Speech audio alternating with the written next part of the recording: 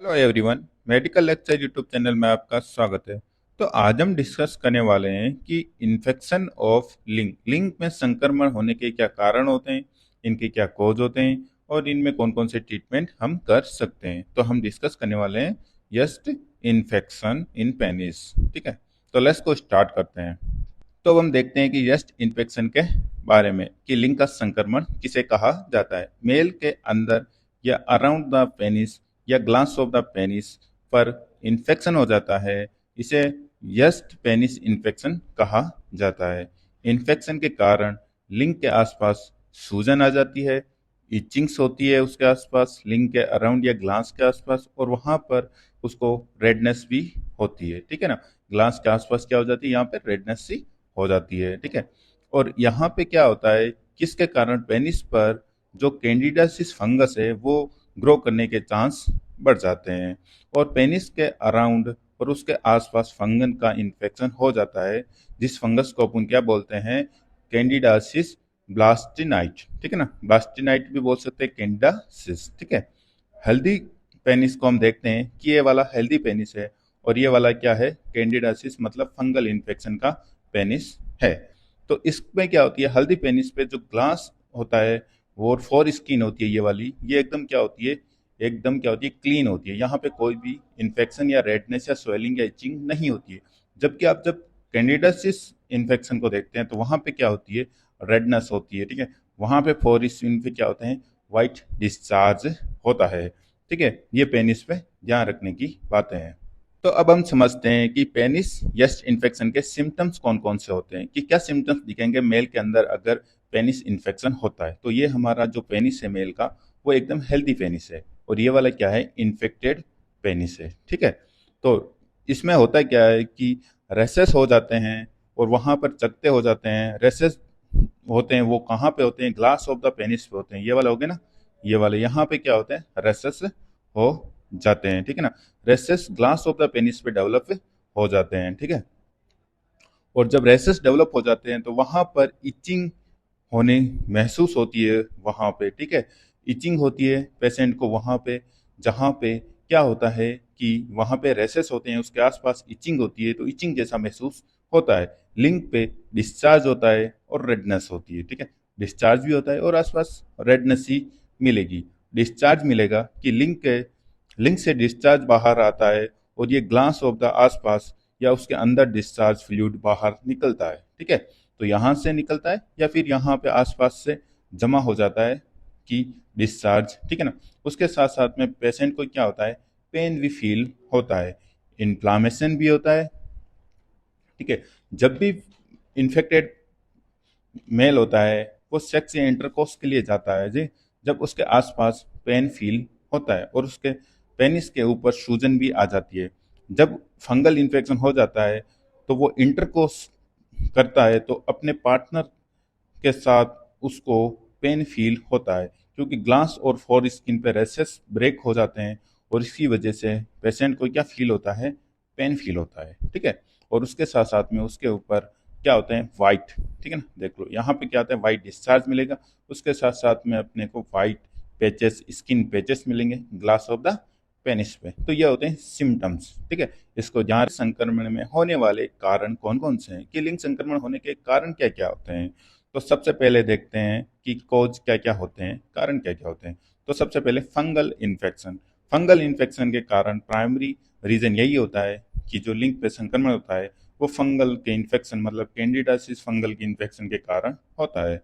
और ऐसे भी हो सकता है कि फीमेल पार्टनर के साथ जिसको पहले से वेजाइनल इन्फेक्शन है और फंगल इन्फेक्शन हो, उस पार्टनर के साथ जब आप अनप्रोटेक्ट सेक्स या इंटरकोर्स करते हैं तो उसकी वजह से ये संक्रमण आपके लिंग के ऊपर आ जाता है और आपको भी ये इन्फेक्शन होने के चांस बढ़ जाते हैं। ठीक है, तो ये कारण हो सकते हैं। और उसके साथ साथ में पेनिस के ऊपर पुअर हाइजीन एरियाज, मतलब ग्लास ऑफ द पेनिस, और वहाँ पे आप हाइजीन नहीं कर रहे हैं, शावर नहीं रह रहे हैं टाइम पे, तो वहाँ पे आपको कैंडिडाइटिस या फंगल इन्फेक्शन होने के चांस बढ़ जाते हैं। ठीक है, उसके साथ साथ में हम देखते हैं कि जो not clean properly after sex, sex के बाद में भी कुछ लोग होते हैं जो सही तरह से क्लीन नहीं करते हैं, तो इस वजह से हो सकता है। और वेट क्लॉथ या डायबिटीज पेशेंट होता है, उसके अंदर से क्या होता है, यूरिन के ऊपर से शुगर निकलता है। जब शुगर यूरिन में निकलता है तो उसकी वजह से यूरिन में क्या होता है, ग्लूकोज वहां पे जमा हो जाता है, ठीक है, शुगर वहां पे जमा हो जाता है। जब वहां पे जमा हो जाता है तो वहां पे फंगल इन्फेक्शन ग्रो करना स्टार्ट हो जाता है। और वेयरिंग वेट क्लॉथ्स, अगर आप वेट क्लॉथ बहुत ज़्यादा पहन रहे हैं, ठीक है ना, मतलब कि आप गीले कपड़े पहन रहे हैं, तो उसकी वजह से भी आपको फंगल इन्फेक्शन होने के चांसेस बढ़ जाते हैं। देखते हैं कि अगर आपको फंगल इन्फेक्शन ना हो, इसके लिए आप क्या प्रिवेंशन कर सकते हैं, मतलब क्या बचाव कर सकते हैं कि आपको कभी भी फंगल इन्फेक्शन ना हो। सबसे पहले आपको क्या करना है कि कभी भी देखें कि सबसे पहले आपको जिस फीमेल की वेजाइनल इन्फेक्शन हो उसके साथ अनप्रोटेक्टेड मीन्स बिना कॉन्डम के सेक्स कभी भी नहीं करना चाहिए, ठीक है ना, अवॉइड द अनप्रोटेक्ट सेक्स, ठीक है, जो भी अनप्रोटेक्ट सेक्स है उसको प्रोवाइड आपको अवॉइड करना है, ठीक है। तो इससे आपको कैंडिडियासिस या फिर फंगल इन्फेक्शन होने के चांस नहीं रहेंगे। उसके साथ में maintaining good health and the penile penile area, जो भी जेनेटल एरिया है आपका और पिनाइल एरिया है, वहाँ पे क्या करना है, आपको क्लीन रखना है, हमेशा सावर लेना है और वहाँ पे आसपास के एरिया को क्लीन रखना है, ठीक है। तो इससे आपको फंगल इन्फेक्शन नहीं होगा। उसके साथ में हम देखते हैं keep your clean and dry, ठीक है ना, जो भी जो जेनेटल एरिया या पेनिस का जो एरिया है उसको ड्राई रखना है, ज़्यादा वेट नहीं रखना। जब भी आप गीला रखेंगे वहाँ पे एरिया को, तो वहाँ पे अगर वेट क्लॉथ पहन रहे हैं आप, ठीक है, वेयरिंग द वेट क्लॉथ्स, तो आपको वहाँ पे फंगल इन्फेक्शन होने के चांस बढ़ जाएंगे गीले कपड़े की वजह से। और उसके साथ अगर आपको डायबिटीज या शुगर है तो आपको शुगर की मेडिसिन लेके शुगर को कंट्रोल करना होगा, इससे आपको उस पेनिस पे कभी भी इन्फेक्शन नहीं होगा। और कीप ड्राई एंड क्लीन, तो आपको ये देखना है, तो ये हेल्थ हमारा हेल्दी हेल्दी है, इसके ऊपर आपको कुछ भी नहीं मिलेगा क्योंकि ये ग्लास है और ये फोर स्किन होती है। जब आप फोर स्किन को पीछे करते हैं और जो आपके निकलता है बाहर उसे बोलते हैं ग्लास ऑफ द पेनिस, ठीक है। संक्रमण के इलाज के लिए कौन कौन सी टेबलेट देते हैं डॉक्टर आपको, ठीक है, तो ट्रीटमेंट कौन सा करेंगे अपन, अगर आपको लिंग इन्फेक्शन हो गया है या फिर संक्रमण हो गया है यस्ट इन्फेक्शन का पेनिस के ऊपर, तो हमारी फर्स्ट मेडिसिन होती है जिसे बोलते हैं ड्रग ऑफ चॉइस, वो होती है फ्लूकनाजोल, ठीक है, फ्लूकनाजोल होती है जिसकी डोसेज होती है वो 150 mg होती है, एक दिन में एक बार लेनी होती है।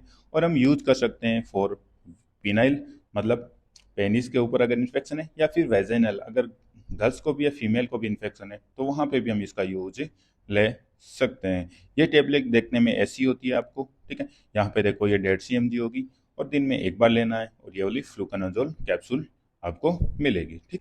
अब हम देखते हैं कि जो यस इन्फेक्शन है या लिंग पर संक्रमण होता है उस पर हम उपचार के लिए हम क्रीम भी लगा सकते हैं। तो फ्लूकनाजोल की टेबलेट भी आती है और क्रीम भी आती है, तो आप क्रीम भी लगा सकते हैं फ्लूकन, ठीक है ना, फ्लूकोनाजोल की आप क्रीम लगा सकते हैं। ये एंटी फंगल क्रीम होती है और ये मेन अप्लाई करता है फॉर स्किन पे या ग्लास ऑफ द पेनिस पे आप इसे अप्लाई कर सकते हैं। और दिन में 2 बार करना, एक सुबह और एक शाम को। इससे आपको क्या हो जाएगा, जस्ट इन्फेक्शन में राहत मिलेगी, ठीक है ना, दिखने में आपको ऐसी मिलेगी, ठीक है ना, आपको कहीं भी मेडिकल शॉप से आपको मिल जाएगी, बहुत कॉमन क्रीम से और बहुत इफेक्टिवली होती है फंगल इन्फेक्शन के लिए। हैं उस क्रीम का नाम है मिकोनाजोल क्रीम, ठीक है। ये मिकोनाजोल क्रीम्स होती है, इसे अपुन एंटी फंगल क्रीम्स होती है, अपुन फंगल इन्फेक्शन या कैंडिडियासिस ब्लास्टोडाइट में भी यूज ले सकते हैं। इसको भी सेम अप्लाई करना है जैसे अपन ने फ्लूकोनाजोल की थी, 2 दिन में 2 बार करनी है फॉर स्किन के ऊपर या ग्लास ऑफ द पेनिस पे, ठीक है। तो लस को आपको देखने को ऐसी मिलेगी और आप ऐसे आप आसानी से अप्लाई कर सकते हैं। इससे आपको यस्ट इन्फेक्शन से या फंगल इन्फेक्शन से छुटकारा। अगली मेडिसिन है, ठीक है ना, जो क्रीम्स होती है जिसे जिसे अपन लगा सकते हैं, क्लोट्रिमाजोल क्रीम्स आएगी, ठीक है ना, जिसकी कंपनी अगर ब्रांड नेम पूछे तो इमीडिल क्रीम्स मिलेगी। ये भी एंटी फंगल क्रीम होती है, आप दिन में 2 बार लगा सकते हैं, सेम जैसे भी फ्लूकोनाजोल लगाई थी वैसे ही आपको इसको लगानी है दिन में 2 बार, ठीक है। ये भी आपको इजीली मार्केट के अंदर अवेलेबल हो जाएगी, फार्मेसी के ऊपर से आपको मिल जाएगी, ठीक है ना। तो ये भी आप अप्लाई कर सकते हैं। अगर इसका ज़्यादा साइड इफेक्ट है, अगर ज़्यादा इफेक्टली आपको कर रही है तो आप इसे इमीडिएटली स्टॉप भी कर सकते हैं। और हमारी क्लोट्रिमाजोल, ठीक है ना, जो क्लोट्रिमाजोल क्रीम्स होती है वो भी एक क्रीम्स होती है, ठीक है ना, ये भी एंटी फंगल क्रीम्स होती है। इसे भी आप अपने लिंग इन्फेक्शन के रूप में आप ग्लास ऑफ द पेनिस